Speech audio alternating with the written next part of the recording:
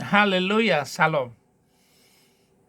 Like, subscribe, dan terus kembangkan video-video jawaban saya terhadap kebotolan manusia zaman sekarang. Ini ada video, kita dengarkan dulu video pertama. Saja yang pilihan saya, dan itulah yang paling rasional bagi saya, karena saya tipe kalau orang pemikir. Saya orang rasional, jadi ini masuk nggak logika saya? Kalau masuk logika saya, ya saya imani setelah saya masuk Islam, ternyata ilmu saya match. Islam saja yang pilihan saya, dan itulah yang paling rasional bagi saya, karena saya tipe bisa memadamkan. Nah, bagaimana dengan ini? Kalau ini sulit Anda pahami, karena pemahaman Anda sangat terbatas tentang syariat Nabi Shallallahu Alaihi Wasallam. Anda perlu tanya. Jangan Anda langsung memvonis orang-orang saleh.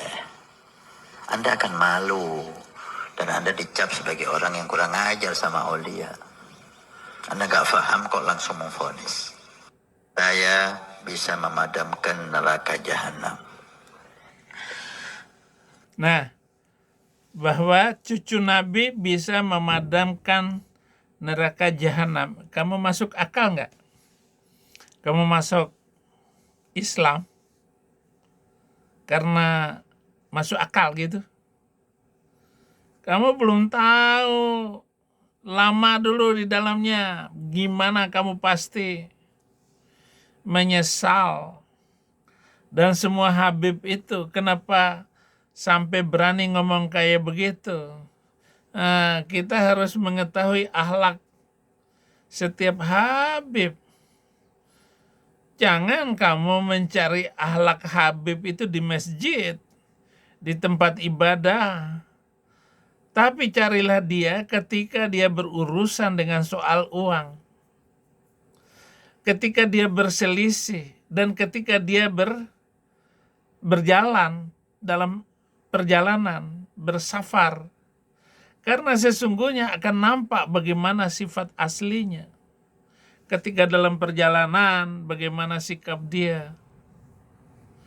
Menghadapi duit, bagaimana dia. Betapa banyaknya kiai, bahkan pendeta, kalau sudah urusan ini, dia tidak bisa dipercaya, saudara. Harus dimengerti oleh saudara, ya. Belajar sesuai dengan keinginan Anda, sebab bisa jadi yang kamu sembah, Allah yang telah kamu sembah itu mungkin menyiapkan yang terbaik, bahwa Tuhan itu bukan Allah yang kamu sembah. Ataupun kamu masuk Islam, kamu akan keok sendiri dengan kelakuanmu itu. Apalagi Habib kayak begitu, bisa memadamkan api neraka. Ayo. Sekedar ngomong halusinasi juga bisa. Saifuddin Ibrahim bisa memadamkan api neraka. Saya, karena kalian tidak mengerti bahwa saya adalah pendeta baru di muka bumi ini yang mampu memadamkan api neraka. Wah, gaya. Apa yang Anda maksud, saudara? Kamu harus tahu. Atau karena ada hadis Nabi yang bisa memadamkan api neraka, tiada pelupuk mata yang tergenangin dengan air mata, melainkan pasti diharamkan jasadnya dari neraka, dan tiada air mata yang mengalir pada pipi, melainkan akan dihapuskan daripadanya suatu kotorannya dan kehinaan. Dan apabila ada seseorang di antara umat yang menangis, niscaya mereka akan dirahmati. Tiada suatu amal pun kecuali bernilai seperti kadar, dan timbangannya kecuali tetesan air mata. Sesungguhnya air mata itu dapat memadamkan samudra api neraka. Air mata itu bukti kasih sayang yang ditanamkan Allah di hati hamba-hambanya. Wow, sesungguhnya Allah menyayangi hamba-hambanya yang penyayang. Hadis riwayat Bukhari dan Muslim. Hadis dari Siti Aisyah. Bahkan dia bertanya kepada suaminya, apakah ada umatmu yang nanti masuk surga tanpa hisab?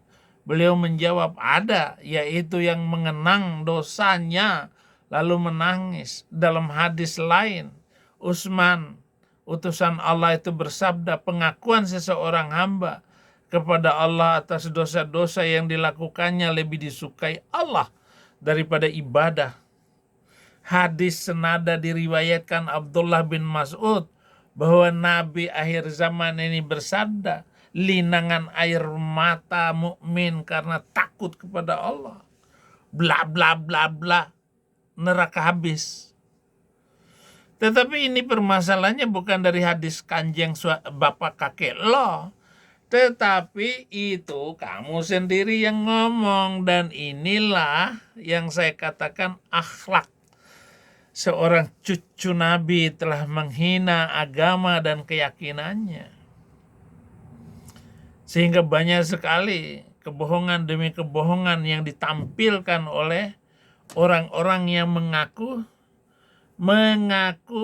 pengikut Nabi. Sulit Anda pahami karena pemahaman Anda sangat terbatas tentang syariat Nabi Shallallahu Alaihi Wasallam. Anda perlu tanya. Jangan Anda langsung memvonis orang-orang saleh. Anda akan malu dan Anda dicap sebagai orang yang kurang ajar sama aulia. Anda gak paham kok langsung memvonis. Saya bisa memadamkan neraka jahanam. Hebat. Hebat. Ayo Zuma, Unirifa. Gak usah debat-debat konyol yang kalian lakukan itu. Jawab itu. Kebotolan para cucu kanjeng daripada nabimu itu. Dan betapa kacaunya itu pengajaran-pengajaran mereka. Atau memang bangsa Indonesia itu gampang dipertololin. Ya? Atau memang pengikut-pengikut ini memang sudah habis kewarasan otaknya, sehingga gampang sekali ditipu dan dibohongin oleh Muhibbin dan oleh Baklawi Arab ini. Nah, ini satu sisi. Nah, mereka akan diperbodoh oleh orang-orang yang mengaku dirinya sebagai mu'allaf. Dan mu'allaf ini telah banyak melakukan tipu-tipu. Ini adalah tololis yang luar biasa. Misalnya si Felix Xiao itu pernah SMP-nya digebukin 7 orang. Dan dia tidak bisa membalas. Dan trauma itulah yang dia alami sehingga dia masuk Islam. Dan hanya dengan masuk Islam itulah yang akan membuat si mata sipit hidup lebih terhormat.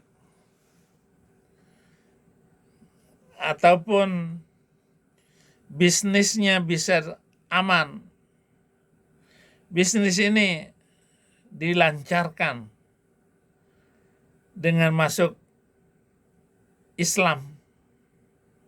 Dan sangat wajar sekali jika dengan masuk agama Islam mayoritas, minimal mata sipit itu dihormati orang. Terima kasih. Tuhan Yesus memberkati.